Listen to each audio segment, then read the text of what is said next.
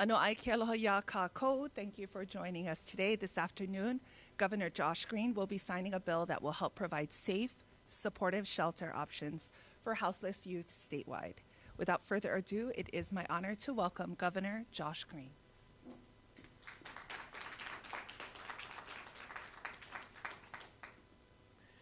Aloha, and thank you everyone for coming again. So today we're going to address House Bill 613. This is legislation to address homeless youth. As everyone knows, we've had a homeless crisis in our state, and the people that have suffered the most in many cases are young individuals, and if I'm just being very direct, young individuals from the LGBTQ community who have often found themselves being forced out of their home or struggling with great challenges in life and feeling that they had to move away from what is normally your safe space, your actual house. And so I'm so grateful to Representative Martin for spearheading this with her team and with the legislature. We know that we've done a lot of work, and it's, year over year, it's hard work to build Kauhale villages, to find extra partners that have enough staff to provide services. So we looked into our hearts and we said we got to listen to the people who are hurting the most. And Mike and his mother spoke up very passionately, and I appreciate that. Thank you for that. Thank Mom. Okay. And I'm going to dive right into the first slide. I think I only have one or two slides here. So what this bill does is it establishes safe spaces for a youth program. It takes our pilot and establishes it in perpetuity. So when a young person is feeling desperate or unsafe, there will be a number of spots across the state, right now mostly Oahu, to go be able to find someone that can help them directly. They can have a calm moment, and we can get them in touch with a warm handoff to services. So it makes permanent that pilot. It sets up safe spaces really in each county, but it's got to blossom. It authorizes a collaboration between state and county departments. It's very important. And it authorizes contracts with our nonprofit organizations that we've really been working close with, dear friends. So that's where this is. It also appropriates pretty significant dollars right off the bat, $871,000 and then $1.8 million respectively. And what Lisa and I were talking about just a moment ago is that this is like the second step. First step was being fully aware of the scope of the challenge that our young people are facing. Second step was getting the pilot and this bill going. The third step is to have many more permanent options for youth that are homeless or feeling endangered. And so we hope that we will, through our colleagues, have a lot of extra funding in this coming session, in the supplemental year and beyond, to set up these communities which are necessarily different from those other spaces. Might have adults, might have people suffering other challenges, might have individuals that are struggling with substance abuse or not in a stable place in their life.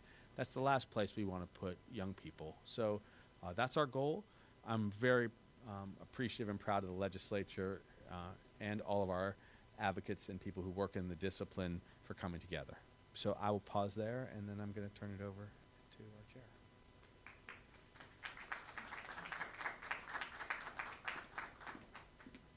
Mahalo, Governor. Now please welcome Representative Lisa Martin, Chair of the House Committee on Human Services and Homelessness. Mahalo. Aloha. So we are celebrating today the signing of HB 613. Homeless youth are vulnerable to predators on the street who seek to exploit them. They're at high risk for mental health problems, including substance abuse, and there's barriers to their path for education and employment if they are without a house. So this bill makes Safe Places for Youth program permanent and provides funding to maintain the pilot services on Oahu and the Big Island and initiate an expansion to one day provide short-term and long-term safe and appropriate housing statewide. Youth in need can walk into a Safe Place site or text for help with 24 hours a day response. Once there, they're provided with family strengthening services to enable family reunification or transitional living services for youth who cannot be safely reunited with their families. They receive behavioral health services, support to complete their education, job training, the help that all young people need and that these young people are no longer getting from their own families, so that they can become as productive and self-sufficient and be, thriving members of our communities. I want to thank the many advocates of this bill and the work already done by the Office of Youth Services, especially the Equality Caucus that had this bill in their package. And I'm very hopeful that we'll continue to expand this program in the future. Thank you.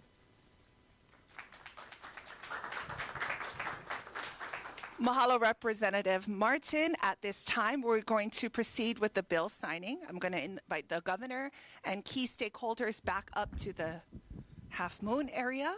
If you're a key stakeholder, can you please move for the formal bill signing?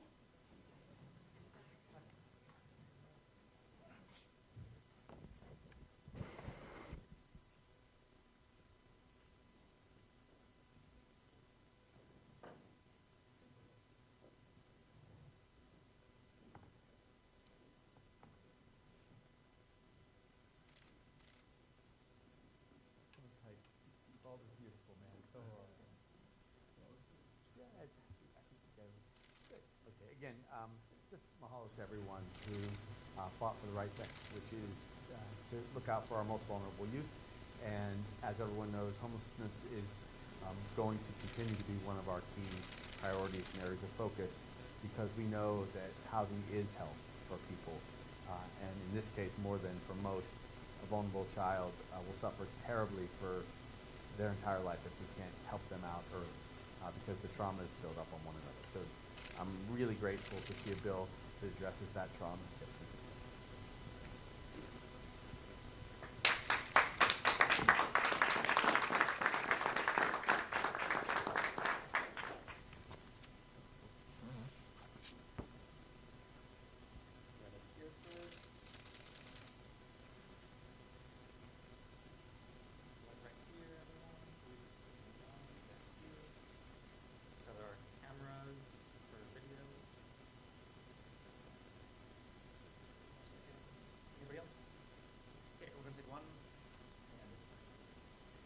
Mahalo, everyone. This formally concludes today's bill signing.